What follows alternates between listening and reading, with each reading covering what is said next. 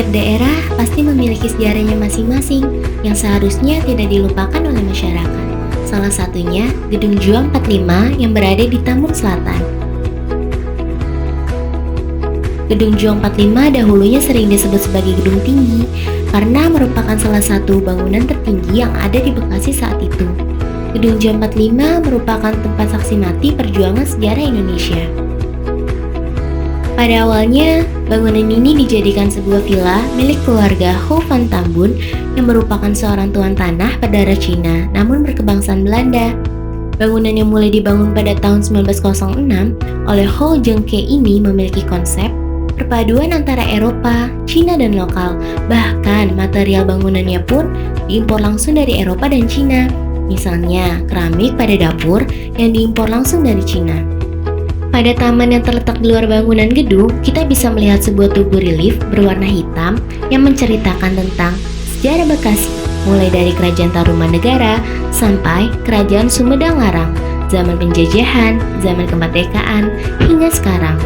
Sampai saat ini bentuk bangunannya tidak banyak berubah. Bangunan utamanya terdiri atas 2 lantai. Di lantai pertama masih dapat ditemui tegel dan dinding yang dilapisi keramik berhias. Lantai pertama dan kedua dihubungkan dengan tangga yang dilapisi marmer yang diimpor langsung dari Italia. Di bawah tangga terdapat bekas pintu yang diduga sebagai pintu masuk ke ruang bawah tanah. Akan tetapi, pintu ini sudah ditutup secara permanen. Seperti di lantai pertama, tegel di lantai kedua juga masih asli. Plafon asli lantai 2 sudah rusak dan diganti plafon baru. Penggantian plafon dilakukan saat renovasi gedung oleh pemerintah daerah Kabupaten Bekasi pada 2017 lalu. Menariknya, sejak awal pembangunannya, sekitar 80% dari keseluruhan bangunan ini adalah masih tetap terjaga keasliannya. Selain itu, bangunan ini memiliki sisi bangunan yang unik. Salah satunya adalah bagian bawah balkon berwarna emas yang berbentuk seperti cangkang keong.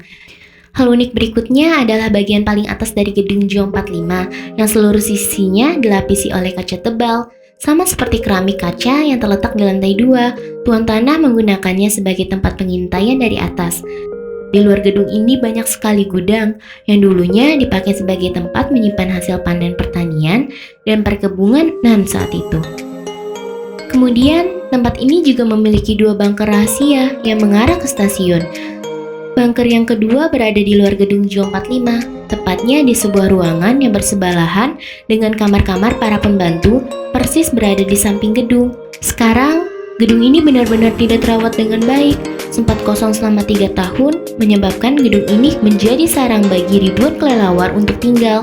Pernah diusir, namun kembali lagi. Tak heran apabila setiap bulannya, kotoran kelelawar bisa mencapai berat 1 ton. Pada masa penjajahan Jepang, gedung ini dijadikan sebagai salah satu pusat kekuatan dalam menjajah Indonesia. Kemudian pada masa mempertahankan kemerdekaan, gedung ini dijadikan sebagai kantor Kabupaten Jatinegara dan juga menjadi tempat pertahanan serta pusat komando dalam perjuangan mempertahankan kemerdekaan dari tentara sekutu yang hendak menjajah Indonesia kembali. Selanjutnya pada tahun 1999, gedung ini pernah menjadi kantor sekretariat pemilu dan dinas kebersihan serta petamanan yang sekarang dimanfaatkan sebagai kantor pemadam kebakaran. Salah satu pelaksana tugas atau PLT yang ada di sana mengatakan bahwa gedung yang berada di Jalan Raya Sultan Hasanuddin, Tambun Selatan, Kabupaten Bekasi itu tidak terawat dengan baik dan terbengkalai. Beliau mengatakan nantinya Gedung Juang Tambun akan menjadi museum yang berisi peninggalan-peninggalan Kerajaan Tarumanegara hingga barang peninggalan zaman kemerdekaan. Gedung itu juga akan menjadi tempat berkumpul pelaku seni dan budaya dalam membuat suatu karya seni. Pesan dari kami untuk pemerintah Kota Bekasi, tolong lebih dijaga lagi kelestarian dari situs sejarah ini. Jangan biarkan Gedung Juang 45 jadi semakin dilupakan hingga akhirnya benar-benar terbengkalai. Jangan sampai salah satu bagian dari sejarah tanah air yang diperjuangkan mati-matian oleh para pahlawan dan khususnya rakyat di Bekasi dilupakan. Dan untuk rencana pemerintah yang katanya akan mengembalikan bangunan gedung ini menjadi seperti awal lagi, mohon segera mungkin untuk diwujudkan dan diselesaikan agar gedung JO45 ini kembali terawat dengan baik. Jangan sampai salah satu bagian dari sejarah tanah air yang diperjuangkan mati-matian oleh para pahlawan dan khususnya rakyat Bekasi terlupakan.